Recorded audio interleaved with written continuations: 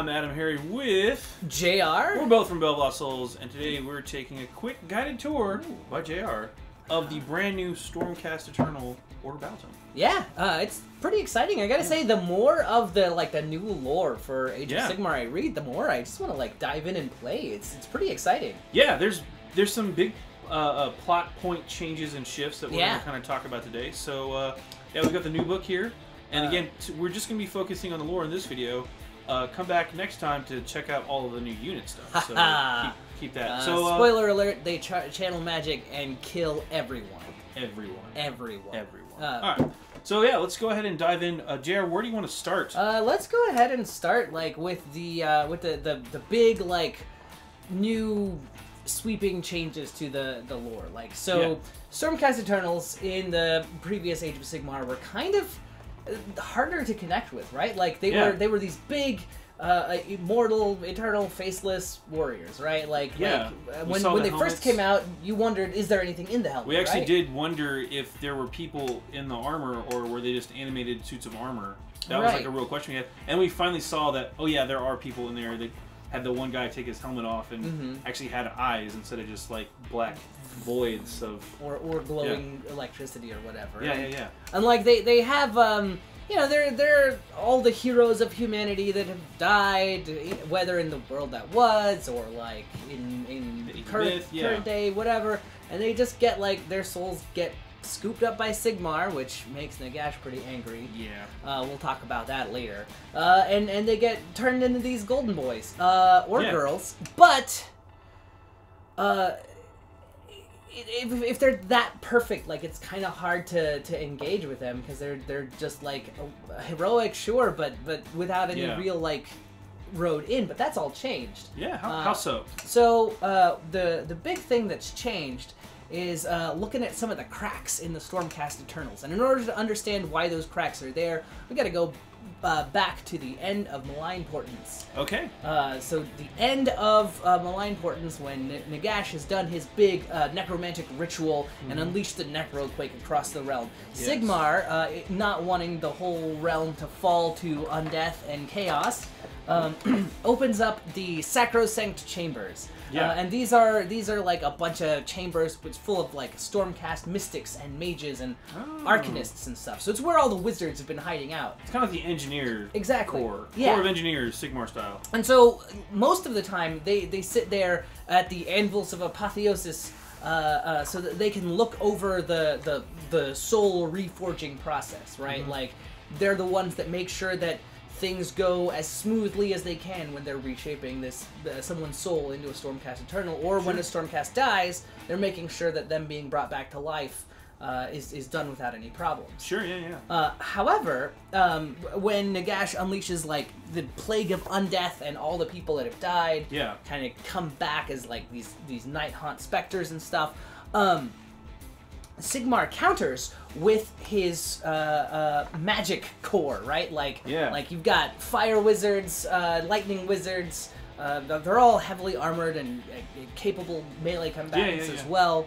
And they basically go and lead counter charges to hold on to territory that Sigmar has held on to. But it comes with a price. And that price is one of the most interesting things about the Stormcast Eternals. Because they've been out there fighting, going on campaign. They haven't been able to have as many people to watch the reforging process. Ooh. And they have been, especially with all of the wars that have been happening, they've been having to reforge more and quickly and Oh, so they're getting all sloppy. Exactly. So let's talk about the reforging process real fast too. So when a Stormcast dies, as we all know, they go back to the realm of Sigmar, and they are reforged and come back, basically go back in the oven, get fixed, and hop back out of the oven. Right. And it's a whole process. And each time that they die, they lose a little bit of their humanity or their memories of what made them in their previous life. Yeah, they might forget their true name or who they loved or something like that. Yeah, just little things. But over time, and again, these guys are essentially immortals. Right. And some of them have died more than others, and some of them maybe not so much. But the more times they're reforged, the more and more of their humanity gets stripped away. And now there's problems. Yeah. Because it's been it's been enough time since the Realm Gate Wars when they were all like, surprise, we're here. There's been enough time for them to get reforged enough to actually start showing some glitches. Some wear and tear. Yeah. And especially with things cranking up because of the Malign Portent wars and stuff. Because Sigmar had to fight a war on two fronts, Nagash and Chaos. Yeah. Who wants that? Yeah. The reforging process has been in overdrive, so you're starting to see not just like little things, not just like little forgetful things, but like actual weird, sort of haunting phenomena are happening. So like here, let me see if we can find a picture of it. One of the chambers of Stormcasts, or one of the different storm hosts, is kind of becoming like corrupt. Yeah. As they die, like here, look, these are the Celestial Vindicators. Yeah. They talk a little bit about how like these guys are all vengeful and hate fueled. Yeah. And I mean you can see that red tent is not a good sign. No. Like typically in the art for Sigmar, you don't see that unless you're in the realm of fire. Yeah. I don't think that's where that guy is. That's where he's at.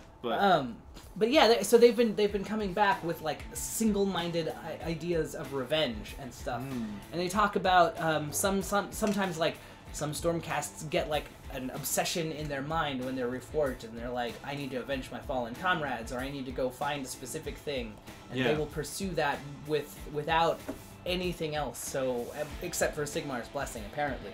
Yeah. But so something's going on, and in this kind of strange way of their humanity getting stripped away, it's actually made it easier to connect with them. Yeah, it has. Like there's a weakness to them. There's something interesting about them, right? Yeah. Like they're fighting against this flaw in their reforging, reanimating process. Yeah. Which is secretly what the Sacrosanct Chamber are out there to do. Like on the surface, they're out there in search of just to hold the line and to help bolster the forces of humanity and protect the free peoples. Yeah.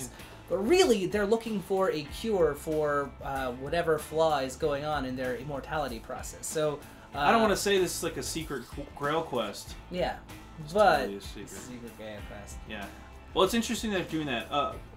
In terms of that, are there any other philosophies that are springing up? You mentioned the single-mindedness. Is there any other things going on? Yeah. So the other stuff that's kind of happening as well that's bubbling up. Back in the God Beasts book, we learned the story of Tornus the Redeemed. He was he used to be called Torglug, who was a big like disciple of Nurgle. Yeah. He got hit so hard, the Celestine Prime literally knocked the hell out of him. Yeah, well, the Chaos hell out of him. Yeah. The Nurgle hell. The Nurgle hell out of him.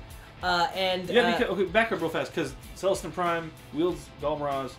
He hits him, when he hits Chaos people, he knocks the Chaos out of them. Yes. Literally. Then the part of their soul that isn't immeasurably corrupted by Chaos gets scooped up by Sigmar. So he's been going around and doing that, like looking for foes that are ready to be redeemed, and giving them to Tornus.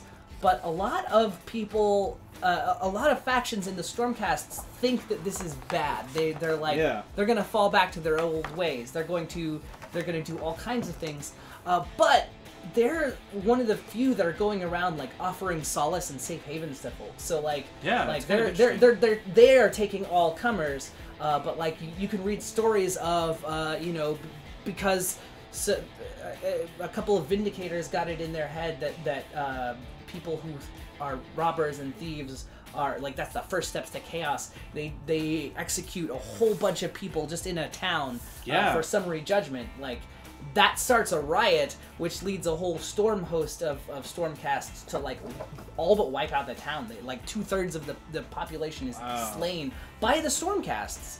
Yeah. While the others like go run off to find like people to protect them. They like including the Tornus' folks. Yeah, the Regime guys. So there's a lot of like sort of tension in between the Stormcasts.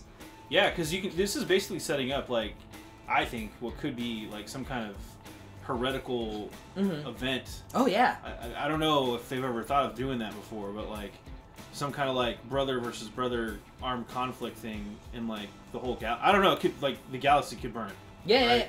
yeah. It's crazy. Yeah. Anyway, so Tornus and his guys are redeemed. They're looking. They have ways of fixing Chaos Taint. Yep. But there are some factions that are so gung-ho and full of fervor and zealotry that they just want to kill all Chaos. Yeah. So you've got these internal conflicts setting up. You've got the cure that they're looking for, the Sorrowsink Chamber's looking for.